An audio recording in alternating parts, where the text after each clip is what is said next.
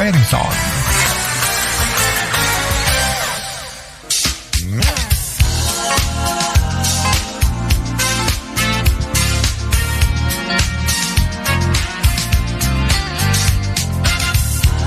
Dari Jalan M Sanggaji 41 Yogyakarta 101,3 Star FM Inspiring Sound. Selamat pagi menjelang siang Star Lovers. Saya Pelogia Sparman di program Bincang Spesial kita hari ini bersama dengan Badan Pusat Statistik Provinsi DIY.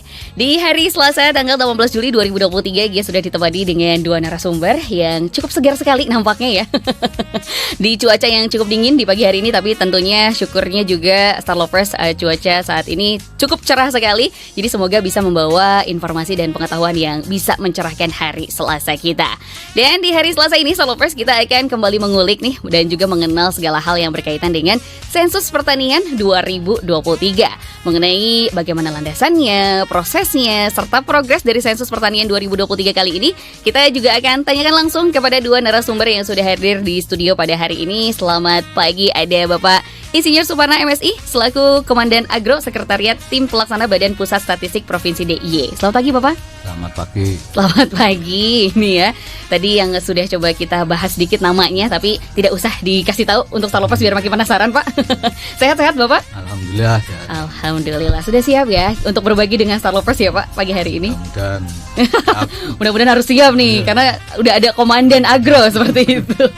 Baik, dan di sebelah Pak Suparna juga Star Lovers sudah ada seseorang yang menggunakan topi hijau yang juga ini cukup bisa diingat nih kayaknya di setiap waktu, setiap momen ya. Sudah ada Bapak Sugeng Riyadi, selamat pagi selaku petugas lapangan Sensus Pertanian 2023. Selamat pagi pendengar setia Star FM Jogja.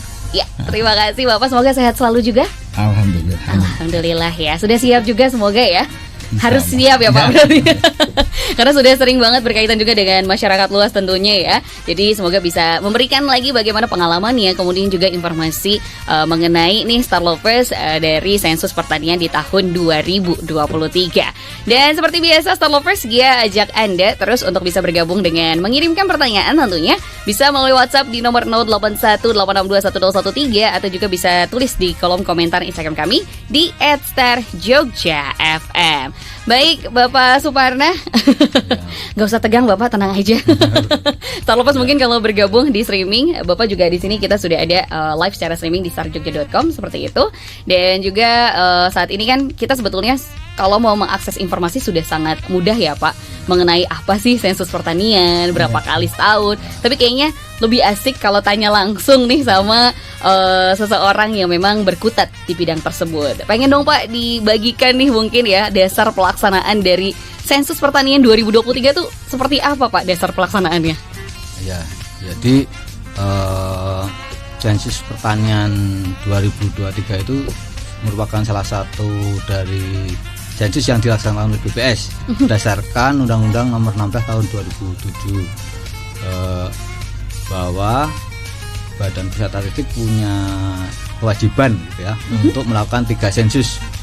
Sensus penduduk itu 2020 terakhir atau yang berakhiran 0, kemudian sensus pertanian yang berakhiran 3 ya sekarang dari 2023, kemudian nanti ada sensus ekonomi 2026 dari tiap tahun yang berakhiran 6 gitu ya. Jadi selain itu juga ada rekomendasi FAO ya, yang merekomendasikan setiap negara itu melakukan sensus pertanian di sekitar tahun 2020 ya. Jadi juga itu yang untuk mendasari kita melakukan sensus pertanian 2023 ini yang kita laksanakan di 1 Juni 2023 sampai 31 Juli 2023 ya. Ini juga menyampaikan permohonan maaf dari Ibu Kepala BPS Provinsi DIY tidak bisa mengunjungi sini Star FM karena ada acara yang mendadak yang tidak bisa ditinggalkan. Baik. Saya yang mencukupi. Oke, ya itu. Tapi secara mendasar mungkin ini juga bisa diwakilkan langsung oleh Bapak ya, selaku Komandan Agro Sekretariat dari BPS DIY tersendiri itu. Jadi memang situasinya ini sudah ada dasarannya. Memang kalau dari BPS sendiri punya 3 sensus ya Pak, wajib itu ya Pak. Wajib. Sifatnya wajib dilaksanakan. Kalau misalkan penduduk di akhiran 0 angkanya, kalau misalkan di pertanian 3 dan satu lagi ekonomi 6 seperti itu. Nah ini juga yang ternyata akhirnya membawa seperti bayangan ya Pak. Akhirnya kita bertanya-tanya juga nih dengan adanya dasar pelaksanaan seperti itu. Lalu tujuan dan manfaatnya sensus pertanian tuh untuk apa ya Pak? Ya, yang pertama ya untuk mendapatkan gambaran kondisi pertanian di Indonesia atau di Yogyakarta khususnya gitu ya. Jadi kalau sekarang pertanian di Jogja misalnya gitu berkontribusi di ekonomi di kegiatan ekonomi atau pertumbuhan ekonomi itu sekitar 11-12% kontribusinya. Jadi masih cukup besar. Orang-orang yang bekerja di pertanian juga masih cukup besar. Ya, jadi makanya perlu ada sensus pertanian tersendiri gitu ya. Jadi kalau sensus penduduk kan mendaftar yang ada aja siapa saja gitu ya. Tapi di balik siapa saja itu kan ada yang bekerja di mana saja gitu. Ya itu salah satunya untuk mendapatkan informasi gambaran tentang kondisi pertanian gitu ya. Kemudian yang kedua ya untuk kepentingan BPS sendiri kalau mau melakukan survei selanjutnya itu ada dasar sampelnya gitu ya. Jadi kita bisa lebih mudah untuk mendapatkan responden yang kita inginkan yang sesuai gitu. Nah itu juga berarti kan memang ada sesuatu yang diinginkan, salah satunya data pertanian itu ya Pak ya. Tapi kalau misalkan dari data itu sebetulnya informasi apa aja yang dihimpun Pak selama melakukan sensus pertanian tersebut? Ya jadi kalau kondisi sekarang yang kita dapatkan untuk menjawab beberapa isu sekarang gitu ya. Jadi misalnya kalau untuk petani yang sekarang yang lahannya kan sempit ya berarti ada luas lahan di sana yang ditanyakan. Kemudian juga yang baru sekarang itu kalau siapa petani kan tidak harus kepala rumah tangga. Jadi gitu. Yang penting dia mengusahakan mengelola pertanian maka akan dicatat. Kemudian ada 6 subsektor yang kita catat, tidak hanya pertanian yang kita gambarkan sawah gitu ya, hanya petani padi aja, tapi sebenarnya cukup luas. Ada pertanian tanaman pangan termasuk di sana padi palawija, kemudian ada hortikultura, ada perkebunan, ada peternakan, ada kehutanan, ada perikanan dan jasa lain gitu ya. Oke, jadi banyak juga ternyata ya dari pertanian itu subunitnya ternyata banyak sekali yang harus dihimpun. Makanya kenapa mungkin ini juga menghimpun banyak sekali orang yang terlibat untuk mengumpulkan data tersebut. Seperti itu ya Pak Suparna ya. Dan Gia juga sekali lagi masih mengajak Star Lovers sambil biar bernafas dulu nih. Gia pengen bikin Pak Sugeng Riyadi makin deg-degan gitu kan. Bakal ditanya apa gitu. Gia juga masih akan ajak Star Lovers untuk bisa bergabung bersama kami di 101,3 Star FM Inspiring Sound. Bagi Star Lovers yang mungkin sempat mendengarkan mengenai informasi dari sensus pertanian ini tapi belum sempat ditanyakan, Star Lovers boleh langsung menanyakannya di nomor WhatsApp 0818621013 atau juga di kolom Instagram komentarnya di @starjogjafm. Nah, karena tadi sudah disebut juga ternyata rangkaian kegiatan sensus itu sudah dilakukan ya Pak dari tanggal 1 Juni betul sampai dengan 31 Juli 2023. Nah, akhirnya Gia penasaran dulu karena di sini sudah ada Pak Sugeng. Tapi Gia mau tanya dulu nih, siapa saja sih Pak yang akhirnya yang bertugas dalam melakukan sensus itu sendiri? Jadi kalau untuk kepentingan sensus pertanian 2023 itu karena cukup luas lingkungan yang harus kita datangi, maka kita mengerahkan namanya mitra statistik gitu. Jadi tidak hanya pegawai BPS tapi kita mengarahkan mitra statistik sekitar 3.000-an ya. Tugas lapangan sensusnya namanya itu. Kemudian ada sekitar 500 pengawasnya gitu yang mengkoordinirnya. Kemudian selain itu yang bertugas untuk ke petani yang perorangan namanya itu. Kemudian ada juga ya petugas yang ke perusahaan pertanian yang berbadan hukum. Kemudian ada usaha yang lain yang misalnya pesantren yang usaha pertanian, dan itu ada petugas khusus lagi gitu. Yang terlibat sekitar itu 3.000-an, 500 berarti. Jadi dari 3.000 itu akhirnya dibagi ya Pak, mana yang di bagian pesantren yang punya pertanian misalkan atau juga yang berbadan hukum dan lain sebagainya. Itu di luar yang 3.000. Oh, itu di luar yang 3.000 bahkan ya? Karena kita yang mitra ke bagian yang UTP, usaha pertanian perseorangan. Baik, nah ini sudah ada clue-nya dan langsung ngomong nih. Ada Pak Sugeng Riyadi, dia berpindah dulu Pak Suparna.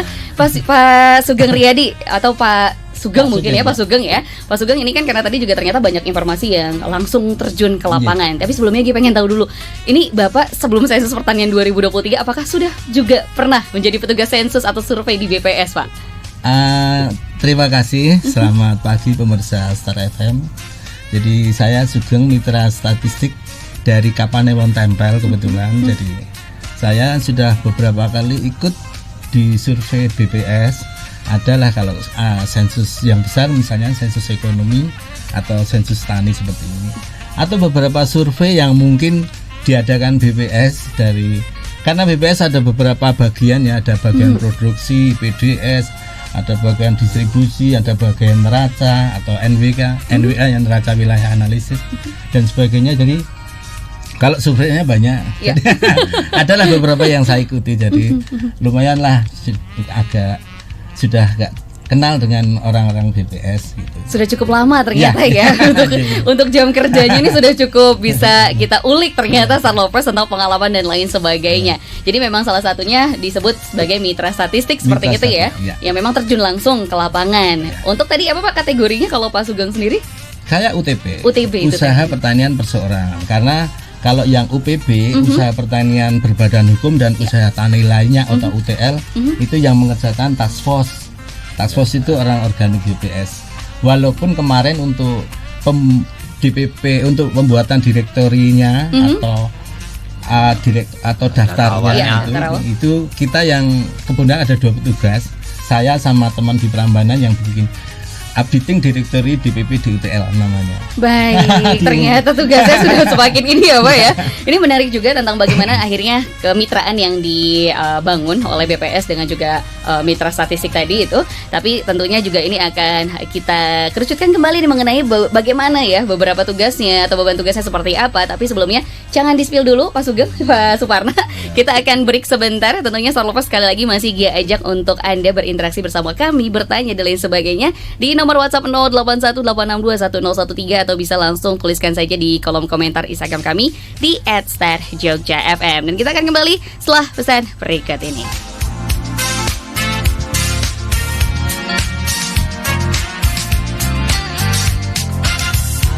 Selamat pagi Star Lovers, terima kasih untuk Anda yang sudah bergabung dari jam 9 tadi atau baru saja bergabung di 26 menit lebihnya dari jam 9. Saat ini Gia masih bersama kedua narasumber dari Badan Pusat Statistik Provinsi DIY. Masih ada Bapak Suparna dan juga Pak Sugeng yang semakin kalem nih, kayaknya sejuk ya Pak. Jangan sampai ngantuk nih semoga ya.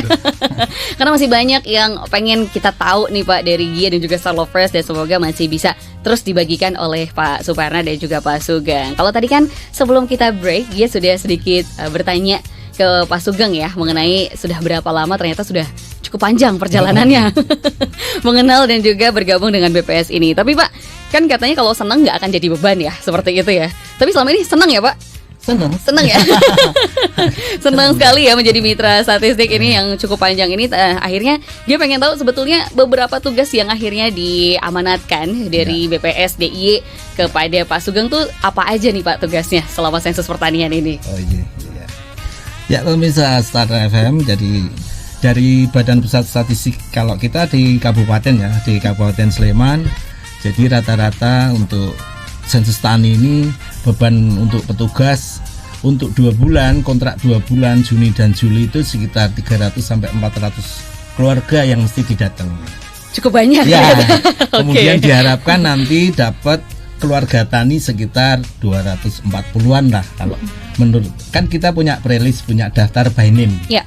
Jadi sebelumnya memang basis pencacahan itu kita sekarang dari SP 2020 dengan metode SLS, Satuan Lingkungan Setempat, jadi RT, tidak blok sensus. Kalau dulu blok sensus itu pedukuhan, kalau sekarang SLS. Jadi kita masing-masing petugas bisa dapat 7 SLS atau sampai 12 SLS untuk 2 bulan.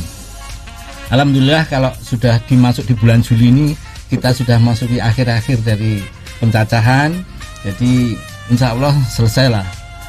Kemudian metodenya kita ada 2, yang satu metode door to door. Ketika kita mendapat wilayah SLS konsentrasi, kita melakukan pencacahannya dengan door to door, artinya datang ke rumah-rumah. Kemudian ada lagi dengan snowball. Kalau snowball itu wilayah non konsentrasi.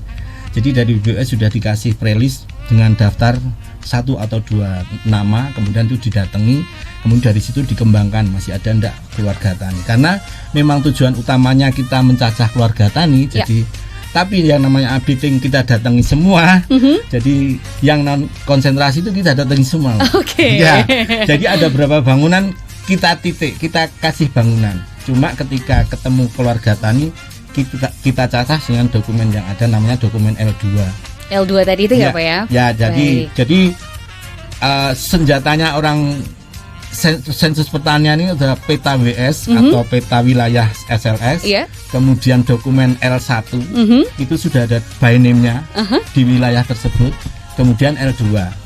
Ada 3 berarti senjata yang harus dibawa, wajib itu ya Pak? Sebenarnya ada satu lagi namanya ST 2003 SPLS atau perubahan SLS, tapi itu jarang sekali terjadi perubahan karena ketika basis datanya kemarin dari Reksosek yang 2022 itu kalau terjadi perubahan tidak terlalu signifikan.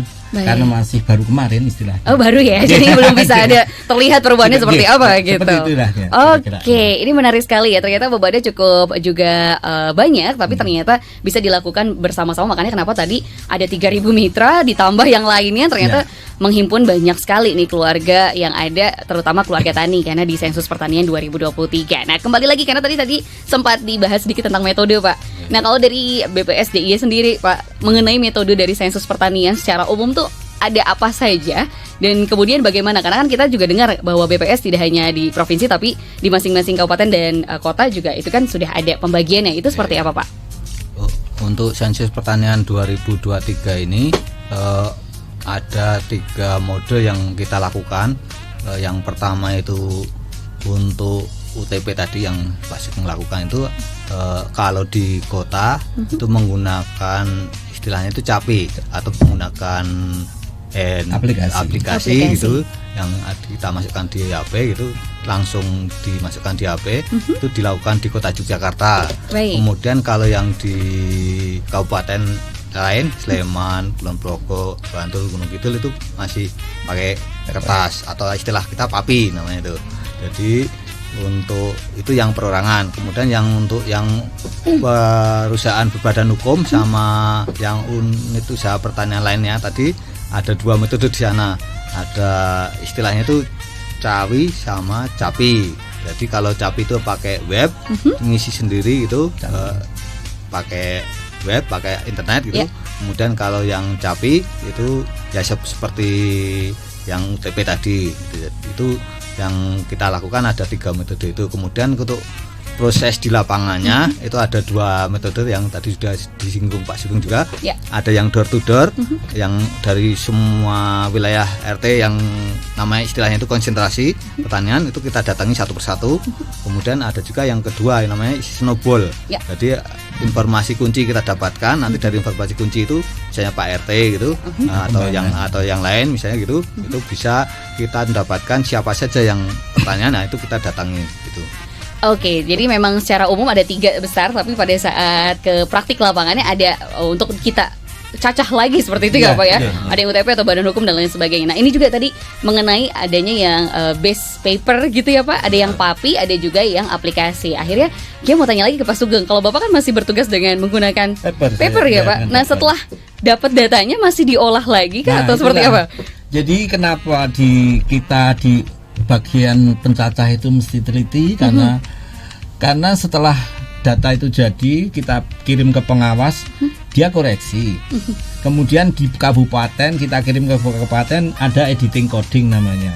Sebelum masuk di pengolahan itu di editing coding dulu. Jadi biar di pengolahan itu sudah enggak banyak masalah, enggak banyak error kan gitu. Jadi memang prosesnya agak panjang sebetulnya. Untuk kemudian jadi data itu tidak serta-merta begitu maksud saya. Jadi memang prosesnya agak panjang. Jadi kita mesti petugas di paling bawah itu yang mesti hati-hatilah dalam harus mengikuti apa yang menjadi konsep, definisi dan sebagainya, metodenya gitu. Jadi biar nggak miskomunikasi, akhirnya nggak kerja 2 kali atau sekian kali ya Pak. Tapi misalkan tadi sudah masuk nih, udah mau masuk ke coding dan editing. Kalau misalkan ada kekeliruan, kembali lagi? Ya, itulah. Itu kembali ke pengawas dulu. Kalau enggak, namanya kita ada feedback kan. Jadi kita feedback ke pengawas. Kalau enggak, kita kembali ke pencacah, enggak apa-apa. Asal nanti jadi datanya itu bukan data yang asal-asalan. Betul. Karena kita tadi namanya kan penghimpunan data dari sensus ya, tentunya pengen data yang seril mungkin, sefaktual mungkin dan aktual seperti itu. Dan Starlovers juga masih mengajak Starlovers juga untuk bisa terus berinteraksi bersama kami karena ini cukup menarik sekali ya, bagaimana misalkan dasaran dengan hukumnya, kemudian teorinya seperti apa, dengan juga pengalaman praktik dari Pak Sugeng sendiri selaku mitra statistik atau petugas lapangan dari sensus pertanian di tahun 2023 ini. Ternyata bisa langsung bersinggungan seperti itu, menarik sekali ya. Cara kerjanya ternyata cukup panjang. Dan ini juga sih Pak, mengenai tadi adanya dari pengumpulan data akhirnya dengan door to door atau snowball itu ke proses tadi editing dan coding itu, apakah di jangka waktu 2 bulan tadi atau itu di luar 2 bulan itu? Jadi kayaknya ya Pak, karena kita pakai metode bahan berjalan. Jadi metode bahan berjalan itu ketika Juni sudah selesai, sudah ada mulai pengolahan, editing coding mulai, nanti pengolahan, jadi bahan berjalan. Kalau mesti selesai dulu semua sampai akhir Juli, jangan, nanti lebih menumpuk gitu ya. Jadi pakai metode bahan berjalan. Jadi langsung di BPS sendiri ya Pak itu. Jadi gini, untuk proses penyusunan statistik kan memang ada proses lanjutan di samping tadi pengumpulan kan baru proses pengumpulan. Nah, setelah itu ada proses lanjutan untuk dapat angka hasil sensusnya atau hasil statistiknya gitu ya. Jadi ada proses pengolahan itu kita juga untuk melibatkan hanya staf BPS juga nggak mungkin juga. Jadi kita juga merekrut mitra lagi kepentingan tadi ada untuk mendaftari tadi, kemudian edit, coding, sama pengolahan nanti gitu. Jadi untuk dapat hasilnya ada perlu langkah lebih lanjut gitu. Baik, banyak perhitungan sekali ternyata ya di situasinya dengan masyarakat yang cukup banyak di DIY sendiri saja udah sekian ribu misalkan gitu ya Pak. Makanya perlu kemitraan yang cukup banyak juga gitu dalam pengolahannya. Nah ini juga akhirnya Pak dari data yang ternyata kan metodenya bahan berjalan. Jadi kan selalu bisa terlihat ya update-annya seperti apa. Apakah dengan data yang ada yang sampai saat ini masuk di BPS DIY ini Pak, apakah adanya alih fungsi ruang pertanian produktif dan menjadi pertanian, apakah juga ini berdampak terhadap sensus pertanian? Jadi alih fungsi dari yang pertanian ke non pertanian, maksudnya seperti itu?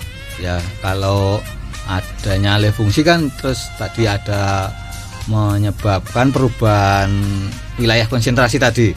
Jadi kalau wilayah itu konsentrasi kan harus kita datangi satu persatu.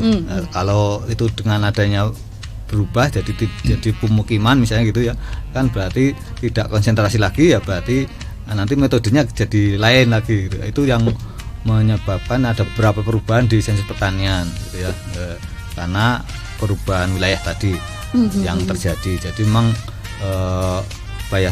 menyesuaikan lah gitu ya, sesuai kondisi nanti. Jadi dari tahun kemarin kita sudah persiapkan itu wilayahnya tadi, wilayahnya SLS-nya RT-nya tadi yang mana batasnya supaya tidak kelewat, kemudian konsentrasi apa tidak itu kita identifikasi dulu gitu. Jadi begitu kita bulan Juni sudah siap jalan udah gitu. Berarti itu malah prosesnya sebelum ke lapangan langsung gitu ya Pak ya, sebelum ada mitra atau petugas lapangan yang langsung melihat. Jadi memang ada dilihat dulu, mungkin dipantau mana saja yang sudah alih fungsi. Kalau di DIY sendiri sudah ada banyak juga Pak yang tadinya beralih fungsi dari pertanian ke non pertanian? Ya banyak kalau luas lahan pertanian itu kalau menurut Dinas Pertanian itu sekitar 10.000 hektar tiap tahunnya itu berkurang berpindahnya. Kalau yang bekerja juga agak banyak juga. Kalau dulu misalnya tahun 90-an gitu masih paling banyak mungkin sini yang bekerja di pertanian, tapi sekarang sudah bergeser ke jasa gitu ya, perdagangan dan lain-lain. Itu kondisi sekarangnya kan gitu. Jadi menyebabkan tadi itu perubahan metode pendekatan kita. Itu dia, makanya tadi ada yang perubahan tadi sebetulnya ya, walaupun tidak dipakai. Kalau di Kapanewon saya itu kan karena dekat dengan insya Allah nanti ada exit tol kan, jadi sangat terasa sekali perubahannya. Jadi beberapa lahan pertanian produktif yang ada itu bisa jadi alih fungsi, entah itu sementara atau selamanya, tapi paling tidak hari ini dia sudah berubah menjadi katakanlah ada pabrik industri yang berkaitan dengan penambangan dan penggalian. Kemudian ada yang untuk yang tol ini pabrik itu untuk pembuatan precast ton itu. Itu banyak sekali. Jadi kemarin itu wilayah itu menjadi wilayah konsentrasi, kemudian menjadi non konsentrasi. Ada yang konsentrasi berpenghuni dan tidak berpenghuni. Ada juga yang seperti itu. Jadi memang, jenisnya banyak jenisnya ya Pak. Ya. Jadi kalau ditempel itu yang di Kapanewon saya itu kan ada 482 SLS yang dikerjakan oleh sekitar 54 petugas lapangan. Pembagiannya jadi lumayan banyak masih walaupun lumayan. ya Pak. Makanya untuk beban petugas itu bisa jadi sekitar 400-an yang KK ya. Iya. Artinya itu kan mencacah rumah berpenghuni. Kan gitu, ketika ada rumah berpenghuni ada penghuninya, ketika dia rumah tangga pertanian dicacah kan seperti itu. Itu dia, baik. Jadi memang ada dan akhirnya itu membawa ke perkembangan dan perubahan seperti itu ya Pak ya. Tapi sudah disiapkan sebelum akhirnya terjun ke lapangan untuk menemui responden seperti itu. Nah ini juga Pak, akhirnya kalau misalkan tadi kan sudah dijelaskan ada warga ya yang menjadi responden gitu. Akhirnya apa aja sih yang harus disiapkan oleh masyarakat selaku responden di saat misalkan didatangi nih oleh petugas lapangan? Saya ya Pak. Atau saya dulu boleh Pak Farhan dulu, nanti bisa ditambahkan. Baik. Jadi kalau bagi masyarakat ya yang penting untuk bisa menjawab apa adanya gitu ya, kondisi pertaniannya yang dia lakukan sejujurnya gitu ya. Mudah-mudahan dengan bantuan responden atau warga tadi bisa kita dapatkan informasi pertanian yang sebenarnya gitu. Jadi kalau sebelumnya kan apa-apa kalau survei atasnya dianggap ada bantuan tidak lanjutnya gitu. Masalahnya kan itu. Jadi ada beberapa informasi yang disembunyikan, ada yang gitu. Jadi harapannya ya kondisi yang ada itu sejujurnya lah gitu ya, disampaikan kepada petugas, bisa mendapatkan gambaran pertanian yang sebaik-baiknya gitu. Oke, berarti jawaban jujur itu menjadi satu hal yang perlu dipersiapkan paling utama seperti itu ya Pak. Atau mungkin ada mau ditambahkan dari Pak Sugeng? Ya, selain itu kalau yang saya kemudian petugas lapangan, karena ada beberapa ketika masuk ke rumah tangga pertanian ada data yang mesti dicacah ya dengan L2 itu ada beberapa data administrasi kependudukan yang dibutuhkan, misalnya untuk KK. Karena di situ menyangkut anggota rumah tangga. Berikut nomor NIK-nya khusus kepala rumah tangga. Yang dicatat cuma NIK kepala rumah tangga saja. Kemudian yang perlu dipersiapkan kemungkinan juga ketika kita tanya luasan lahan. Nah, itu biasanya kalau orangnya lupa itu mesti lihat di surat pajak tanah itu. Karena untuk data aurat ya enggak boleh juga cuma kira-kira kan. Oh iya, harus akurat sekali, betul. Jadi berapa sih yang dikuasai lahan itu. Jadi penguasaan lahan kan bisa jadi lahan sendiri, lahan milik orang lain. Lahan milik orang lain itu bisa jadi buruh, bisa jadi sewa kan seperti itu. Jadi kita punya lah yang namanya metode ini untuk mencakup penguasaan lahan itu adalah cara menangkapnya gimana kan. Jadi berarti harus ada data pendamping ya Pak ya biar kita betul memang misalkan 500 meter seperti itu kan. Jangan sampai tadi udah tidak jujur misalkan kenapa tidak ada data yang mendukung seperti itu. Nah, ini juga tentunya menarik sekali tentang bahwa kan ternyata pertanian, perikanan itu sudah berkembang juga ya Pak. Tidak hanya lahan misalkan berbentuk sawah dan lain sebagainya, tapi ada juga misalkan pertanian modern, kemudian juga bagaimana adanya bentuk-bentuk lain. Tadi bisa diingat Starlovers bahwa saya peternakan ini atau pertanian ini tidak hanya yang berkaitan dengan tumbuh-tumbuhan seperti itu, tapi juga bisa peternakan ke hewan, unggas dan lain sebagainya, kemudian perikanan. Nah, kita masih akan terus berbicara atau berbincang bersama kedua narasumber kita yang semakin kayaknya kerung-kerung nih dahinya. Antara semakin pengen membagikan berbagai macam informasi atau deg-degan kira-kira ada pertanyaan apa lagi. Dia masih akan ajak Anda Starlovers untuk bisa berinteraksi terus bersama kami di nomor WhatsApp 081 862 1013. Dan terima kasih untuk Kakak Nurul di Wates yang sudah bergabung di WhatsApp kami, yang juga sudah bertanya nih mengenai ada proses sensus sudah mencapai berapa persen, tapi jangan dijawab dulu. Ini biar semakin penasaran dulu, biar Starlovers yang lainnya juga kalau mau bertanya bisa kita himpun bersama dulu di nomor WhatsApp 081 862 1013 atau juga di kolom komentar Instagram kami di @starjogjafm. Dan ini juga mungkin ke Pak Sugeng sebelum kita lanjut ke tadi ya prosesnya sudah berapa persen gitu. Nanti biar Pak Parna nih yang memberikan informasinya gitu. Tapi sebetulnya tadi kan sudah diingatkan apa saja yang perlu dipersiapkan gitu Pak. Kalau langkah-langkahnya kalau langsung di lapangan tuh seperti apa yang dilakukan oleh Pak Sugeng sendiri dalam melakukan sensus pertanian? Ya ini agak sulit juga. Jadi untuk memperoleh data yang akurat, jadi memang dibutuhkan responden yang jujur juga. Data yang jujur kan berasal dari responden yang jujur, kan begitu ya. Jadi artinya ketika kita datang cuma bilang Pak apakah mengusahakan atau Pak apakah Bapak petani, itu tidak cukup. Jadi kita mesti tanyanya tidak seperti itu. Pak apa ya, apakah menggarap sawah, apa kegiatan sehari-hari. Dari situ nanti bisa ketangkep, oh ini kegiatan Bapak di sawah. Kemudian baru masuk ke yang dikatakan Pak Parno tadi, kita ada 6 subsektor plus jasa pertanian, jadi ada 7 ya. Ada tanaman pangan, hortikultura, perikanan, kehutanan, peternakan, dan seperti itu perkebunan dan jasa pertanian. Jadi ketika responden itu hanya taunya bertani itu di sawah, ya tidak seperti itu. Karena hortikultura itu misalnya hortikultura semusim, ya ada hortikultura tahunan. Pohon mangga itu hortikultura tahunan.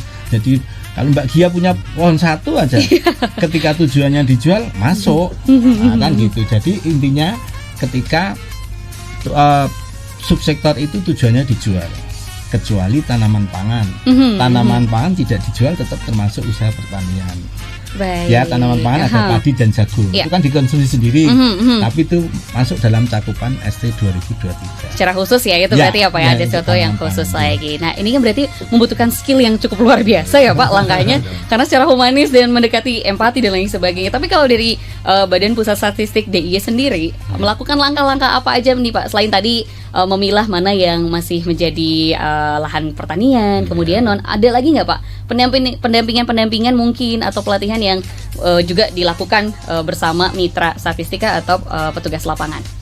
Jadi kalau untuk mendapatkan tadi petugas yang siap tadi, kami melakukan pelatihan ya. Sebelum pelaksanaan itu kita melakukan pelatihan petugas 3 hari ini, diinapkan di hotel ini. Kayak diisolasi gitu ya? Diisolasi untuk menyiapkan itu, jadi nanti biar siap bagaimana menanyakannya, kemudian siapa saja yang harus datangi itu kami training gitu, kita lakukan pelatihan gitu ya. Mudah-mudahan dengan petugas yang siap tidak ada yang kelewat gitu ya, atau yang double rebutan gitu kan. Jadi pembagian tugas juga menjadi jelas kan gitu ya. Jadi harapannya dengan adanya pelatihan kan bisa menyamakan persepsi gitu ya, siapa yang harus datangi. Tadi misalnya mangga satu dijual apa tidak, ya itu kan kalau tidak dilatih dulu ya pasti kelewat. Jadi memang harapannya kita bisa mendapatkan semaksimal mungkin informasi pertanian gitu ya.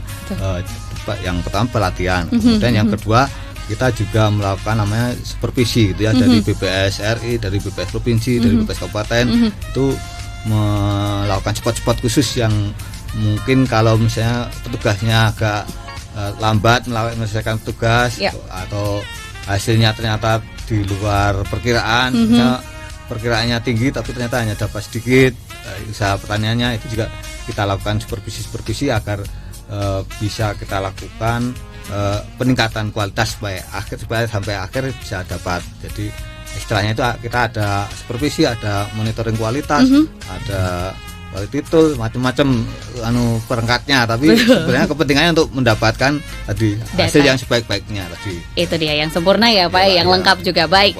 Ini juga menarik sekali, langkahnya sudah sangat lengkap dari 2 sisi gitu. Tapi ditahan dulu Pak, tadi pertanyaannya boleh disiapkan jawabannya juga. Dan kita akan kembali lagi Star Lovers. Jadi untuk Star Lovers yang masih mau berinteraksi, bertanya juga masih kami tunggu. Sekali lagi bisa langsung saja tulis pertanyaannya di nomor WhatsApp 081 862 1013. Kembali lagi bersama saya Velogias Farwa, Star Lovers di Bincang Spesial bersama Badan Pusat Statistik dari Daerah Istimewa Yogyakarta 2023. Dan juga saat ini dia masih bersama Pak Suparna dan juga Pak Sugeng yang cukup sangat seru ya. Ini ternyata informasinya banyak banget gitu mengenai proses dari sensus pertanian 2023. Dan sekali lagi terima kasih untuk Star Lovers. Ada Kakak Nurul di Wates yang juga sempat bertanya Pak tadi ya sebelum kita break mengenai proses sensus ini sebetulnya sudah mencapai berapa persen nih Pak Parna? Untuk gambaran pelaksanaan lapangan sampai hari ini sekitar 67%, ya hampir 70% kita selesaikan. Tapi kalau mau per wilayah, untuk kota Jogja untuk usaha perorangannya sudah selesai 100%. Kemudian kalau 4 kabupaten lain ya sekitar 60-an%. Jadi kalau kita rata-rata sudah tadi 67-70% untuk sampai sekarang. Jadi mudah-mudahan sampai akhir Juli nanti bisa selesai semuanya. Semoga ya, dan harus 100% gitu ya Pak ya. Nah kalau tadi kan rangkaiannya dari 1 Juni sampai 31 Juli. Akhirnya dari hasil sensus itu sebetulnya akan bisa dipublishnya kapan tuh Pak? Kalau rencananya hasil sensus pertanian 2023 itu nanti ada hasil sementaranya akhir tahun ini. Jadi di Desember 2023 nanti ada hasil sensus pertanian 2023 sementara, 2023 sementara. Kemudian untuk publikasi komplitnya tadi karena banyak subsektor tadi itu, mungkin tahun depan baru bisa kita lakukan publikasinya. Yang secara totalnya ya, secara keseluruhan seperti itu ya Pak ya. Kalau untuk jumlah petani berapa gitu mungkin akhir tahun sudah bisa. Baik, ternyata itu bertahap juga tentunya ya, walaupun memang kalau proses sensus sendiri sudah di angka 67-70% seperti itu untuk provinsi ya Pak, di tingkat provinsi daerah istimewa Yogyakarta. Baik, Salopers, kalau masih ada yang ingin bertanya juga mengenai sensus pertanian bisa di nomor WhatsApp 0818621013 atau di kolom Instagram atau kolom komentar Instagram kami di @starjogjafm. Ini juga sebelum kita menutup tentang sensus pertanian, dia juga sebetulnya agak penasaran nih dari Pak Sugeng ya, mengenai karena langsung bertemu dengan masyarakat seperti itu Pak. Tantangannya seperti apa nih Pak? Menemukan hal-hal lucu nggak ini kira-kira nih Pak? Terima kasih. Jadi tantangan mesti ada. Jadi kalau tantangan itu sebetulnya sama dengan kendala itu kalau bagi saya. Kalau tantangannya bagaimana bisa selesai tepat waktu, bisa menyajikan data yang akurat, tepat, kan seperti itu kalau tantangannya. Jadi itu tetap diusahakan oleh petugas bagaimana bisa memperoleh data akurat, tidak ada yang terlewat, baik rumah tangganya, baik subsektornya, kan seperti itu deh.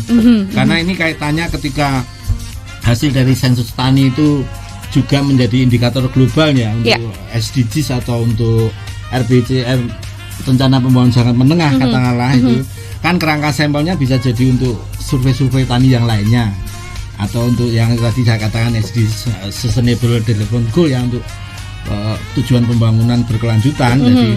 Jadi kita berusaha untuk data itu bisa akurat, bisa tepat waktu. Kalau di lapangan itu lebih cenderungnya ke kendala waktu. Kita bagaimana bisa bertemu dengan petani itu ya tidak gampang.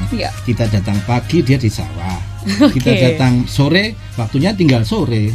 Padahal mungkin kalau teman-teman ada yang merekomendasikan ya tidak jalan malam kan, kecuali untuk kearifan lokal adalah beberapa yang jalannya memang harus maghrib atau habis isya. Tapi dengan jaminan keamanan juga, kan gitu, karena banyak juga petugas yang putri karena jadi memang faktor keamanan memang harus diperhatikan juga. Jadi lebih dari itu, jadi untuk kendala, untuk tantangan yaitu tadi kita bagaimana bisa menyiapkan data yang akurat, teliti yang seperti itu ya. Untuk kendalanya ya untuk waktu sebetulnya jadi. Atau juga bisa juga untuk responden itu yang macam-macam. Itu kalau di data itu maunya dapat bantuan kan gitu. Tadi pinter-pinternya aja kita jawab kan. Nggak bisa kalau bantuan perorangan. Memang kalau PKH sama BPNT itu perorangan gitu. Kalau pertanian biasanya kan lewat kelompok kan, biasanya gitu. Saya nggak ikut kelompok, ya ikut kelompok makanya. Jadi dijaring juga ya, jadi sosialisasi. Berarti sebetulnya 2 bulan tuh cukup nggak ya Pak untuk misalkan ditempelkan ada 50 mitra atau pelaksana lapangan? Cukup. Saya kira cukup. Sampai nanti di tingkat pengawas ya, pengawas baru kirim ke kabupaten gitu. Cukup waktu. Baik. Itu salah satunya adalah waktu sebetulnya ya Pak ya, sebagai tantangan ini. Nah ini juga mungkin Pak, karena kita tinggal beberapa menit, ternyata tidak terasa sekali obrolan kita sudah banyak dan panjang walaupun terasa kurang gitu. Mungkin dari Pak Parna ada nggak pesan yang ingin disampaikan untuk masyarakat luas mengenai sensus pertanian 2023 ini? Ya, memang kalau sensus pertanian ini kan kegiatan besar yang mungkin perlu dukungan dari semua pihak gitu ya. Jadi tidak hanya dari pemerintah saja, tapi juga mungkin dukungan yang lain termasuk STAR FM mungkin yang nanti menyelesaikan kegiatan sensus pertanian ini. Jadi kalau sumber kendala atau masalah tadi misalkan bisa dari petugas, bisa dari responden kan? Jadi mudah-mudahan dengan kalau kita sudah siapkan petugas, responden bisa menanggapi dengan jauh lebih baik sehingga kita bisa mendapatkan hasil sensus pertanian ini dengan lebih baik. Jadi berkat dukungan semua pihak harapannya kita bisa mendapatkan hasil yang lebih baik gitu ya. Amin. Nah, ini dia jadi pesan yang sangat juga berarti untuk kita. Kembali lagi kita ingatkan Star Lovers bahwasanya untuk bisa menyempurnakan sensus pertanian ini tentunya perlu dukungan banyak pihak. Tidak hanya dari BPS, tidak hanya dari petugas lapangan, tapi juga pihak-pihak lainnya seperti media, bahkan responden itu sendiri. Betapa jujuran ini juga memang sangat menarik sekali, yang cukup membantu bagaimana berjalannya tentang sistem yang ada di negara kita, salah satunya di Provinsi Daerah Istimewa Yogyakarta. Baik, terima kasih Pak Parna dan juga Pak Sugeng. Sekali lagi terima kasih atas informasi yang sudah dibagikan kepada Star Lovers. Semoga lancar-lancar. Segera selesai juga Pak Sugeng.